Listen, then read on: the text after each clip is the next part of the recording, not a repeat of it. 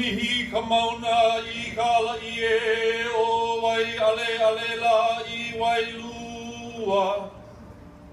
Hukia e la I ka lani ka papa awai o ka wai kini. A lai ia e la e nou nou na lo ka I puha a ka laula mau ka pae. Ai pa I ka leo he o le ka hea mai e.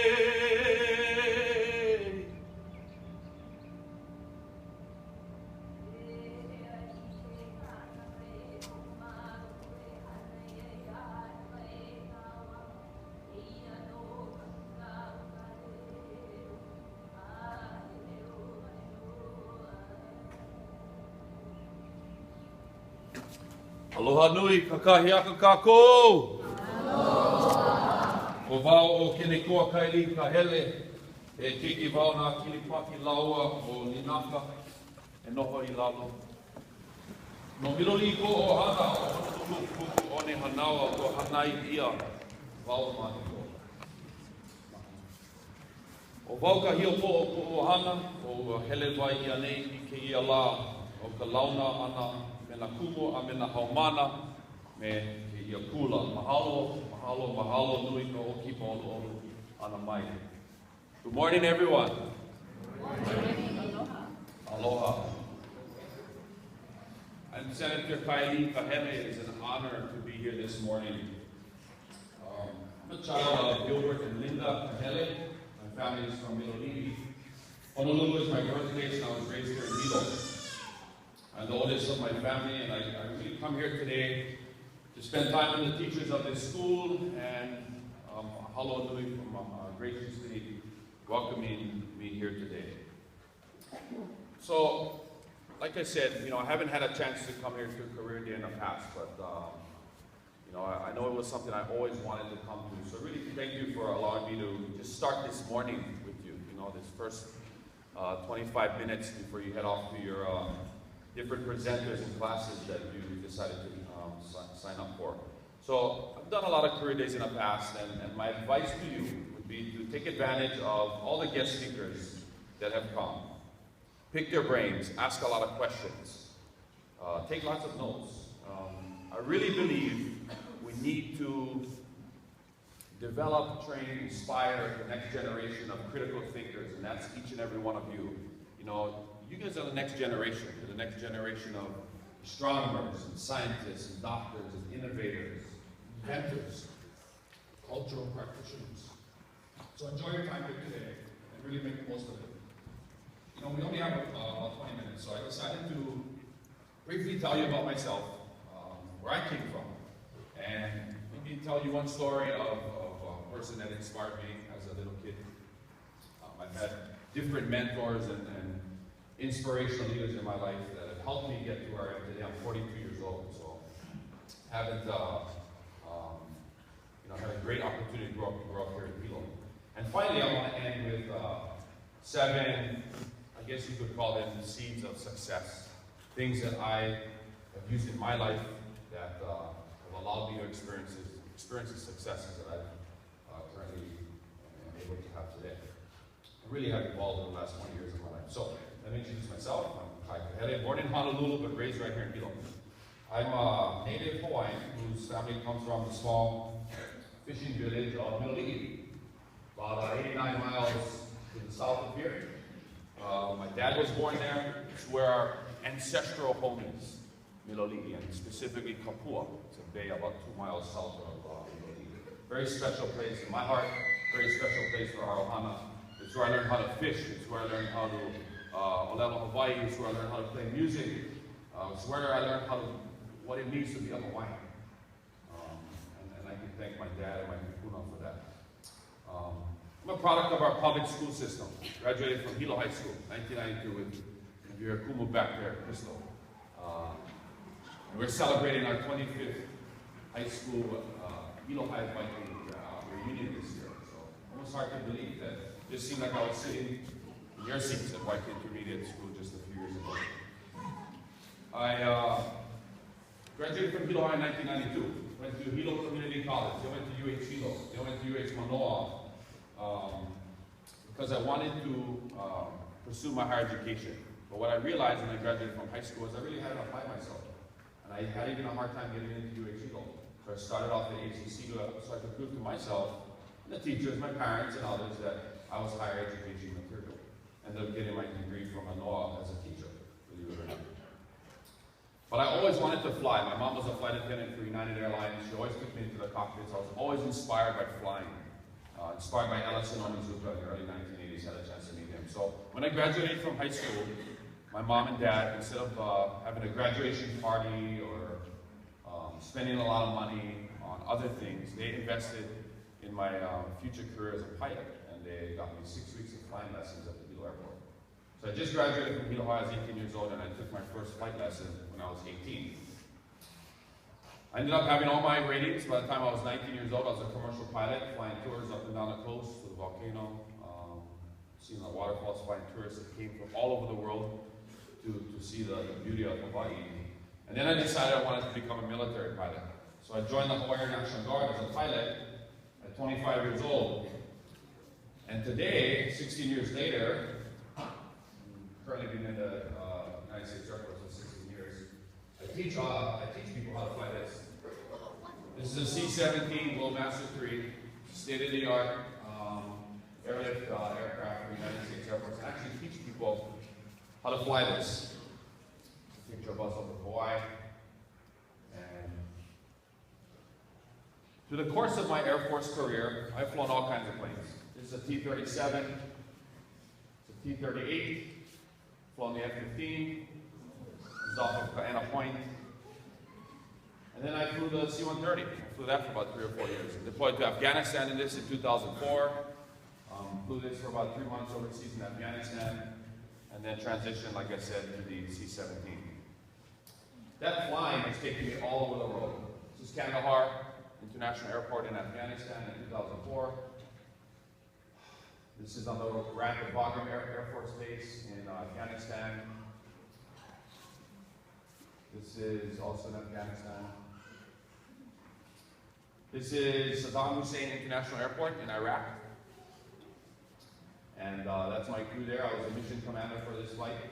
We spent 3 weeks in Iraq and Afghanistan. The guy on the third guy on the far right is Ryan Iwasaki, 92 graduate, 91 graduate, White K High School, where I grew up right here in New York. I also transitioned in 2009 to Hawaiian Airlines and used all the experience I had as a military pilot to pursue my commercial aviation career. So in 2009, I got on with Hawaiian Airlines. And this is what I currently fly today at Hawaiian. This is the Airbus 330, state-of-the-art aircraft, still to New York, and I fly that as well. Currently, I fly to Beijing, Sydney, Tahiti, only to Tahiti on Saturday, and came back early Sunday morning. Interesting story, though. I'll relate back to that Tahiti flight in a second. Also, I've flown the 717. You fly this when you go to Honolulu. Flown the 767. Wait, and I'm also, sorry about that. Go back. How's the mic? Good? Okay. I'm a volunteer member of Hawaiian's Aviators for Education program. So stuff like this, coming to kids all over our state to talk to them about pursuing a career in aviation, or astronomy, or aerospace. Trying to inspire local kids that are in these seats right now that you can do exactly what I've done. You can become a pilot, you can become a military pilot, you can fly the F-22, you can become an astronaut, you can do whatever you want to do. And so we do that, I volunteer to talk to kids in that capacity. This is at Kamehameha Middle School for their career day. Bo Masiampa, he's on the left-hand side, he's also a Hilo High graduate, Hawaiian Airlines pilot, military pilot. And the message I'm trying to resonate to you here is you can grow up right here in Hilo, you can get a fantastic public or private education, and you can pursue your higher education dreams and do whatever you want to do. And you can reach the pinnacle of whatever career you decide to pursue. So I'm really passionate about talking to kids and getting them excited about flying. A few years ago, I had an idea of bringing a world-class collegiate aviation program here to the University of Hawaii at Hilo. so that kids like you who want to go and pursue careers as pilots don't have to go all the way to the mainland to learn how to do that. And so about 4 years ago, I wrote a piece of legislation with some help. Of course, my dad was a senator for Hilo, and we got it passed by the legislature. And that's Lieutenant Governor Tsutsui signing the UH Hilo aviation bill into law. Of course, you see Representative Cliff Suji there. Better times for our community. You know, two really special individuals in that photo are not with us today. But nevertheless, I was able to work with many others to get this done. And that is to create a commercial aviation program here at UH Hilo, so you can learn how to become a pilot. You can learn how to become an unmanned aircraft or a drone operator. You can learn how to become an airframe power plant mechanic or a meteorologist or airframe business manager or an air traffic controller. And so this aerospace program I'm hoping to bring, and we're hoping to bring here to Hilo, can do just that. I'm a father, I'm a husband. My kids are here. You hear my daughter in the back. But my wife is Maria. She's in the back as well. She's a flight attendant for Hawaiian Airlines.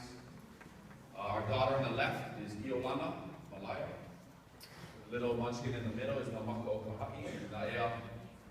And my daughter on the right, who's 12 years old now, is Aleha Okakalani. This is my family. Prior to being appointed to the Senate, I was the executive director of Kamehameha Middle School, which was a nonprofit my dad started with others back in 1980. And since 2010, I was instrumental in its overall success. We applied for grants, we touched thousands and thousands of kids and restored canoes and done some fantastic stuff down in Middle East. All centered around helping underprivileged, rural, Native Hawaiian community that's my home and helping these kids. So we have mobile Ohana camps in the summer. We do a lot of great things down there in Middle East. Like I said, my life changed. One thing I learned is, you never know when your life is going to change. You never know when you're going to meet somebody who's going to change your life. Or you never know when something's going to happen in your life where it's not just going like a fork in a road, but a total 180 degrees from what you thought you were going to do. And so my dad passed away unexpectedly last year, and stars aligned, I guess, and things happened the way they happened. I was appointed by Governor Kahele to replace my dad in the Hawaii State Senate. Super honored to do that, to continue that legacy for him. This picture was taken last week, Wednesday, at the opening of the legislature. By the Constitution, the senator for the first senatorial district gets to open the legislature every session that happens to be me. And so for the first 15 minutes of the new session, I get to preside over the entire Hawaii State Senate. That's me right there, Governor Ige, Chief Justice, and Mike Akane, Corbett Kalama, you name it. The who's who of the state government is in this building. And the special pohaku, that was my dad's for many, many years, was up there with me. So I was really honored to do that. I'm really honored to stand there on the shoulders of my kupuna and my ancestors, with all of you behind me, all of Hilo behind me, to represent our community. Of course, Governor Ige, his son. And so, I hold like 3 different hats. I have really 3 different jobs. One is a Hawaiian Airlines pilot, another is a Hawaii Air National Guardsman, and then I'm also your Kenekoa and state senator for Hilo. So I'm busy. Right now I work 7 days a week, but I wouldn't be able to do it. I got to throw a little curveball out there for my wife, Maria, who holds it down for our family and our kids.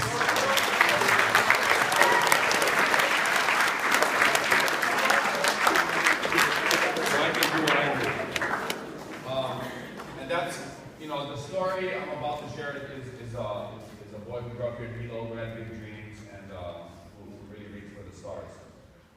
I see our time is ticking down, and so I want to get to the meat and potatoes of it, which is the 7 C's of success for you. So let me just jump right through this. I was inspired in 1985 by Hokulea and Maupialo. Hokulea went to Tahiti in 1976. It went in its second voyage in 1980. That's when Nainoa navigated it. And in 1985, it went on its voyage of rediscovery to Aotearoa. And it launched and started that voyage from Miloli'i. And this was its route. It started from Italy, right there.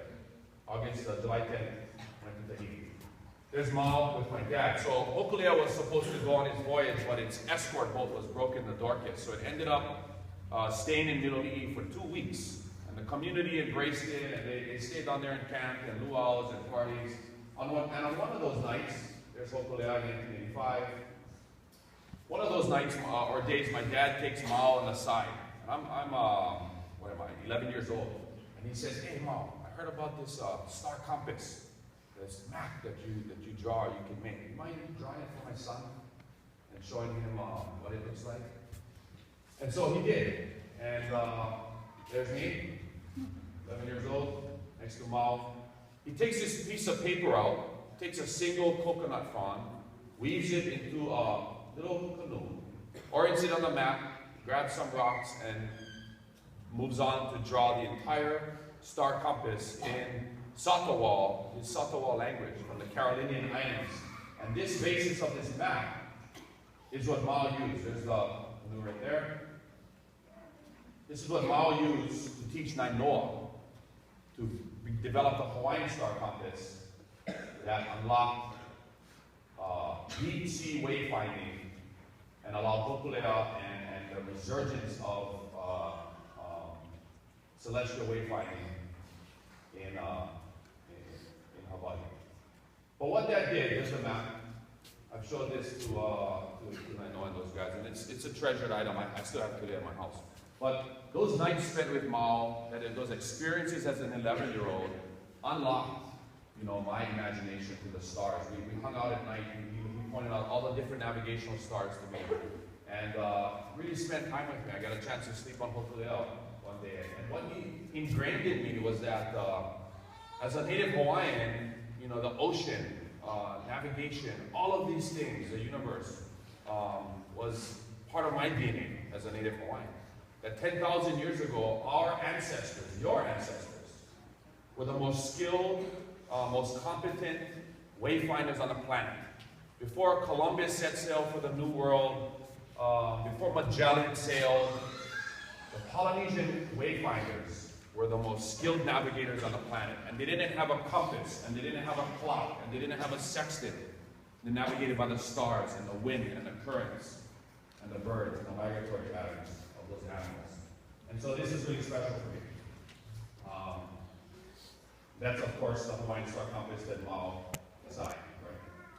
I'm sure you guys have an experience of that. So that was one individual that I had a chance to really inspire me as a young kid, Mao Piayu. This is Hokulea right before it sails for Tahiti. Some of you in this room might recognize this Mayor Dante Carpenter at the time. This is 1985. And Billy Richards, all the guys were there. When they see these photos, they trip up. My dad was also really a visionary guy back then because he carried his camera with him and he took pictures of everything. So all these pictures you see is all because my dad took them at the time. He's like, "Hey, this is important. You better capture this right now." Easier now, you get your iPhone. Okay, we jump right to the heart of it. Seeds of success. You can take away one of these 7 things. I guarantee you, you're going to put yourself that farther ahead in life. Okay. You need to set goals, right? You always hear that. Set a goal. You need to have a powerful vision. You need to dream big dreams. And when you have that goal, you need to sear it into your mind. I like to work backwards. I like to work where I know what my goal is, and then I find out everything I got to do to achieve that goal, and work backwards. You need to map out a plan and define every single step for that plan of success to achieve your goal. And I like to find out the fastest way to achieve that goal. Right? There's many people that have already blazed those trails. I don't like to reinvent the wheel. I just go ask the smartest people in the room, "Hey, how do you do that?" They're like, "Just do this." And I was like, "Okay." I just follow those things. So set a goal, number 1. What do you see when you see this? FedEx. What else do you see? The arrow. Okay. My colleagues came up with mine, yeah? You see the FedEx arrow. A lot of people have never seen this before. Right there. Yeah. Wow, fantastic.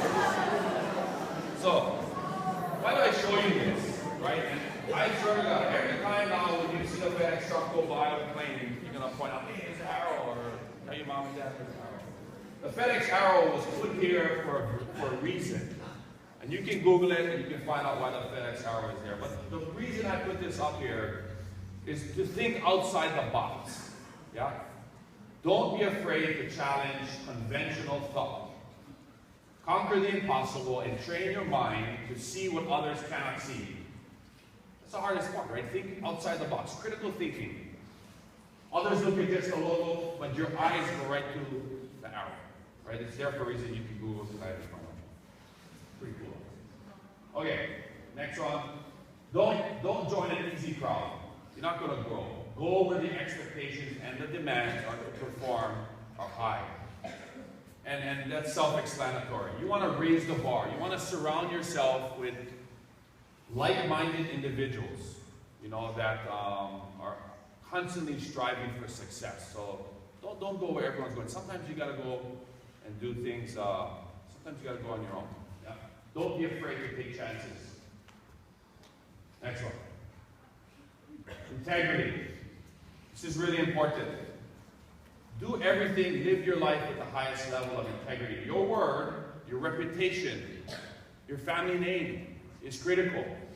Absolutely critical. So be honest with yourself and with others. And once your integrity is compromised, I promise you, it is very, very, very difficult to regain that integrity and that trust with other people. Yeah?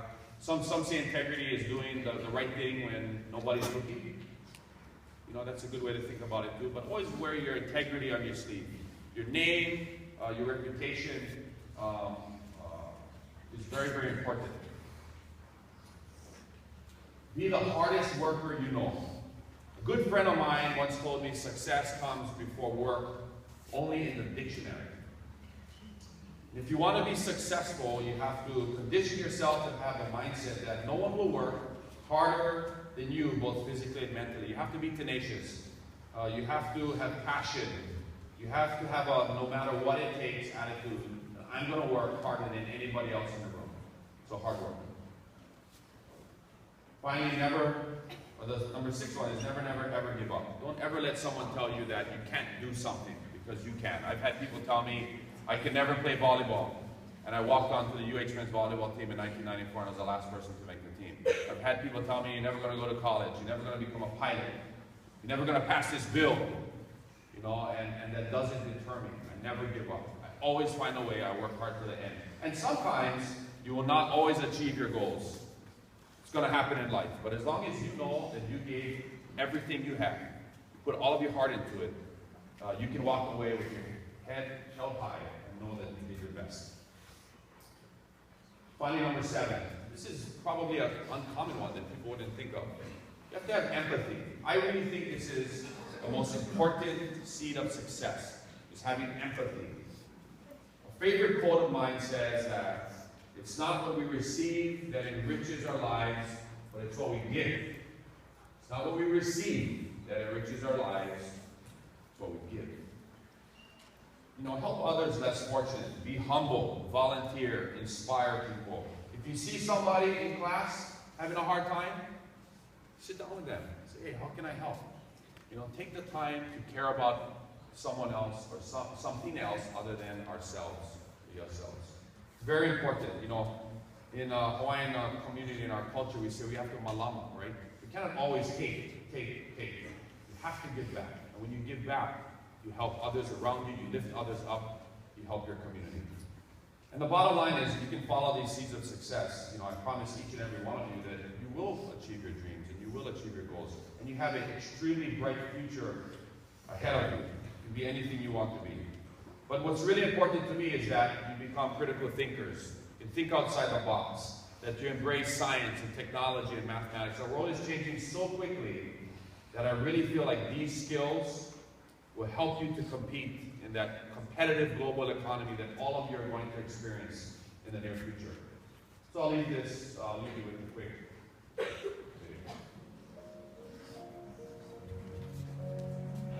I believe that this nation is committed to achieving the goal for this decade now of landing man on the moon and returning safely to the earth. Keep in mind, we need the best possible military training.